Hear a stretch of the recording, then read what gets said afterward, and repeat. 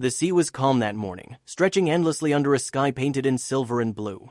Veteran fisherman Michael Brennan had spent most of his life out here, chasing tides and reading waves like pages in a book. But that day, something felt different, as if the ocean was whispering secrets only he could hear. He was checking his lobster traps near a small uninhabited island about 10 miles off the coast, when his eyes caught something strange among the rocks. It wasn't the usual driftwood or tangled netting. It was solid, rectangular, and far too ornate for the rugged shoreline. At first glance, he thought it might be an old sea chest, the kind smugglers once used centuries ago. But as his boat drew closer, the sight became unmistakable. A coffin, weathered by time, half buried in seaweed and covered in barnacles. Its surface was dark oak, carved with faded patterns that looked almost sacred beneath layers of decay. Michael's hands trembled as he cut the engine and let the current carry him closer.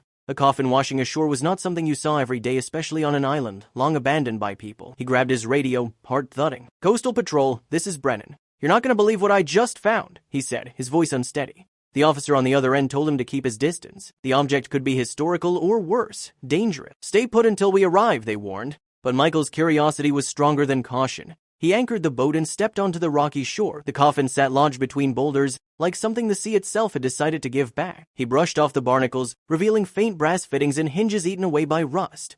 For a moment, he hesitated. He'd heard stories from old sailors about cursed chests and traps left behind by pirates' tales meant to keep fools from prying where they didn't belong. But something deep inside him whispered that this was different. He grabbed a crowbar from his boat and wedged it beneath the lid. The metal groaned, resisting him as if it wanted to stay closed.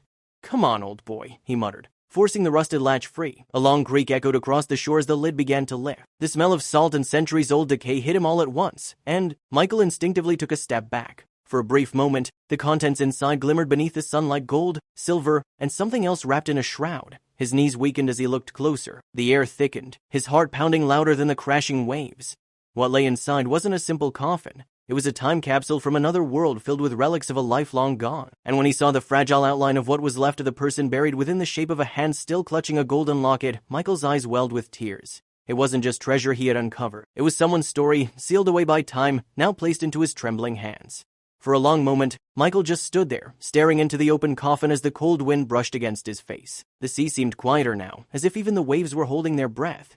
Inside lay a decayed burial shroud, barely clinging to a human form reduced to bone and dust. Around it, objects shimmered faintly: gold coins, silver goblets, and delicate jewelry, all tangled in seaweed and time. It was a strange, haunting beauty, a glimpse into another century. Carefully, Michael reached for the locket still resting in the skeletal hand. He wiped it clean and noticed an engraving: "To my beloved Eleanor, forever bound by the sea." His chest tightened. Whoever this was, they hadn't been lost. They had been left here deliberately, entombed with love and fortune alike. The hum of an approaching engine broke the stillness. The Coastal Patrol had finally arrived. 2 officers and a marine archaeologist stepped onto the island, their boots crunching over the gravel. They froze when they saw the open coffin. "What on earth?" one of them whispered. Michael stepped back as they surrounded it, taking photographs and sealing the area. "It washed up here this morning," he explained quietly. "I thought it was some kind of crate at first. I didn't mean to open it before you came." The archaeologist knelt beside the coffin, brushing her gloved fingers over the gilded objects. Her eyes widened. "These markings, they're Victorian," she said. "Mid-1800s, I'd say. This is extraordinary."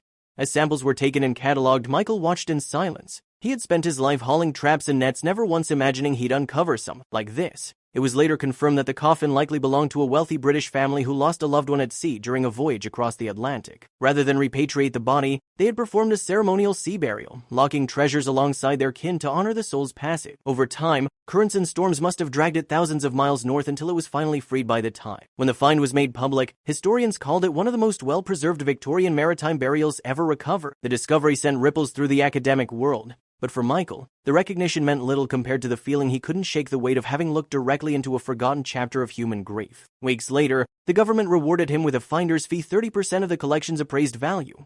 It totaled more than $2 million, enough to change his modest life forever. But when asked how he planned to spend it, Michael simply said, "I think I'll fix up the old harbor and build a memorial there, for those the sea never gave back." On quiet evenings, locals would sometimes see him sitting by the pier, staring out at the horizon where the water met the sky, the place where he first found the coffin. The sea still whispered, but now it sounded almost grateful. Because one man had listened.